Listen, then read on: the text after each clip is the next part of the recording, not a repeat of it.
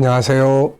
김성길 목사와 함께하는 사람 이야기 제1단원 당신이 보물입니다. 요 교재를 가지고 41회 동안 정리를 했습니다. 자, 이 시간에는 이제 이 책 총체적으로 핵심적인 부분 몇 가지를 정리를 하겠습니다. 그리고 이제 다음 시간부터는 이제 요 책의 더 구체적인 거, 그러니까 요 한 권의 책이 44권으로 만들어졌습니다. 그러니까 얼마나 구체적으로 정리가 잘 돼 있겠습니까? 그래서 이제 다음 시간부터는 이제 사람 이야기의 제 2단원 하나님의 형상 G7이라는 주제로 말씀을 이제 시작하도록 하겠습니다.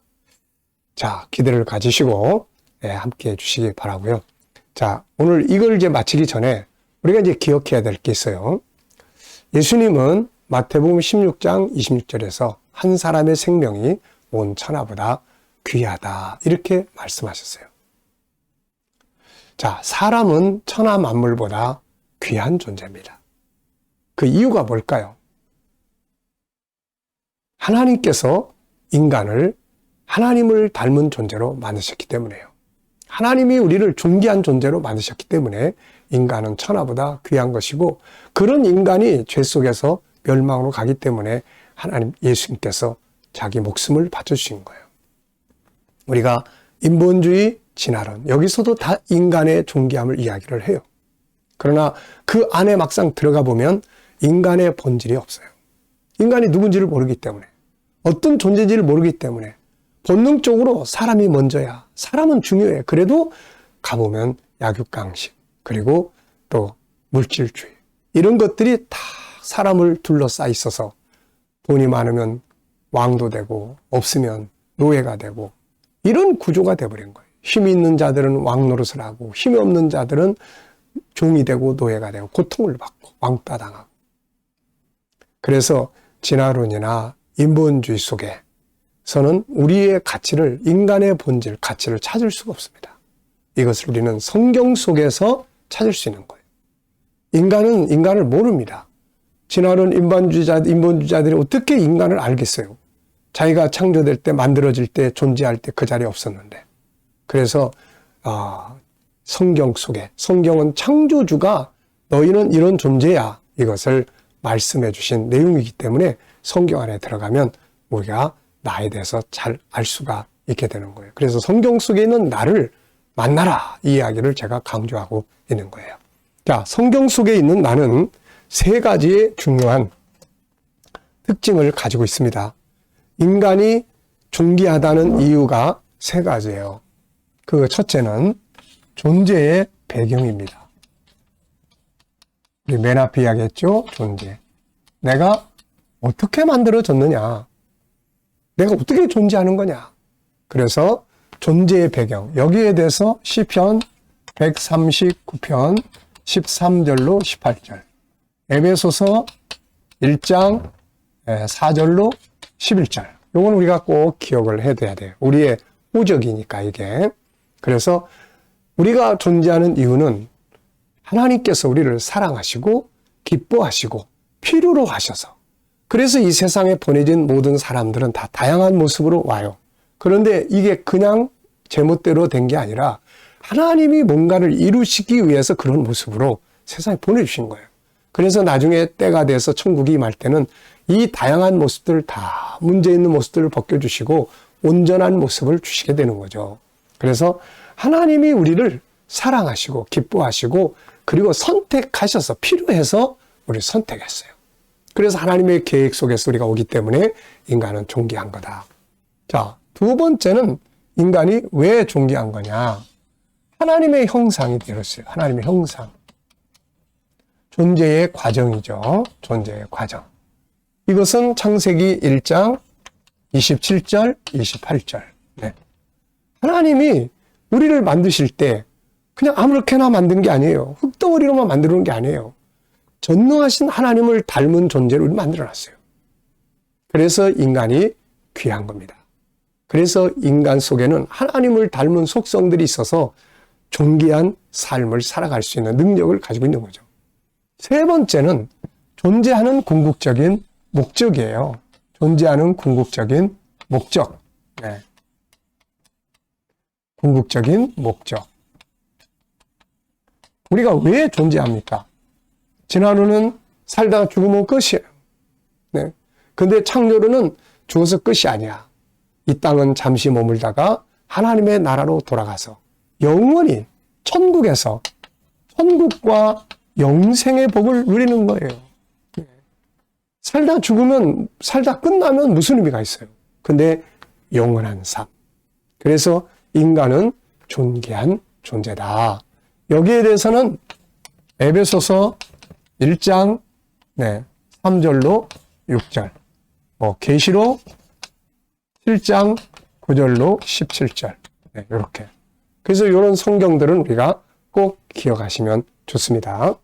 자, 그 다음에는 이제 우리가 하나님의 형상대로 만들어졌는데, 그래서 우리 안에 5가지의 속성이 들어있다. 하나님을 닮은 5가지의 기능. 우리 안에 이제 이게 들어있는 거예요. 우리 안에. 자, 그래서 첫째는 유일성. 이 안에 3가지. 존귀함. 두 번째는 다양함, 다양성. 세 번째는 재능. 그래서 세상을 다스릴 수 있는 거예요. 그래서. 자, 그 다음에는 두 번째는 인격성. 이 안에 또 3개. 생각의 기능. 그 다음에는 자유의 기능. 그 다음에는 소통의 기능. 네.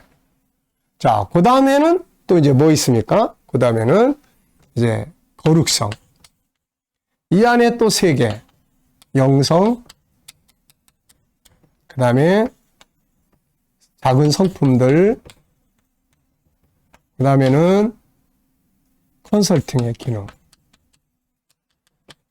네. 자, 그 다음에 이제 4번째는 이제 사랑성이죠. 사랑성. 요 사랑성 안에 2가지. 첫째, 채워야 될 사랑. 둘째, 나눠야 될 사랑. 자, 그 다음에 이제 영원성. 이 속에 또 이제 3가지. 첫째는 결국 천국과 영생을 사모하는 성품인데, 이 속에서 나오는 본능. 생명과 삶의 존중함. 두 번째, 변화와 발전의 욕구. 네 번째, 행복의 욕구. 그래서 이것을 총 5-14 이렇게 부르는 겁니다.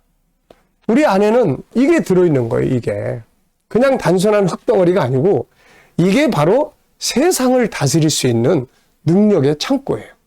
그래서 자기개발이라는 건 이거를 찾아내서 훈련하고 연습해서 이걸 살아가는 것입니다. 그래서 인간이 존귀한 이유는 바로 요 3가지. 우리가 해야 될 일은 이 안에 들어있는, 내 안에 들어있는 5개의 보물들, 그 안에 들어있는 또 작은 보물들 5-14를 열심히 개발해가지고 이게 내 안에 풍성해지면 세상에 딱 나가면 세상을 다스릴 수 있는 사람이 되게 되는 거예요. 그리고 내 영이 하나님을 닮았기 때문에 나는 하나님으로부터 나온 존재예요. 그래서 하나님과의 관계가 하나가 될 때 인간은 온전한 겁니다. 그래서 우리가 해야 될 2가지는 첫째는 하나님과 하나 되기 위한 삶. 두 번째는 내 안에 있는 하나님의 성품. 이 5-14를 개발해서 전문가로 만드는 사람. 이러면 세상을 다질 수가 있게 되거든요. 자, 여러분. 우리가 진화론적이고 인본주의적인 가치 속에서 약육강식 물질주의 중심으로 나를 평가하고 다른 사람을 평가하고 살았는데 이건 그거 다 버리고 이제 우리는 이 가치 속에서 세상을 살아야 합니다. 나를 존귀하게 여기고 함께 살아가는 이들을 존중히 여기고 그들 속에 있는 재능을 찾아 개발해주고 내 안에 있는 재능을 개발해서 세상을 다스리도록 살아가는 것. 이게 바로 하나님을 믿는 사람들이 해야 될 중요한 일입니다. 그동안 당신이 보물입니다. 1단계, 1단원 함께 해주신 분들 모두 감사드리고요. 요거는 좀 널리 알려주셔야 돼요. 그래서 카톡이나 또 뭐 페이스북이나 널리 알리셔서 자기를 좀 찾을 수 있도록 이렇게 만들어 주시기 바라고, 다음 시간부터 진행되는 제 2단원, 이제는 요거예요. 5-14. 하나님의 형상을 회복해서 세상을 다스려라. G7이라는 말은 하나님의 형상을 회복해서 세상을 다스려라, 그런 뜻입니다. 자, 다음 시간에 만나 뵙도록 하겠습니다. 감사합니다.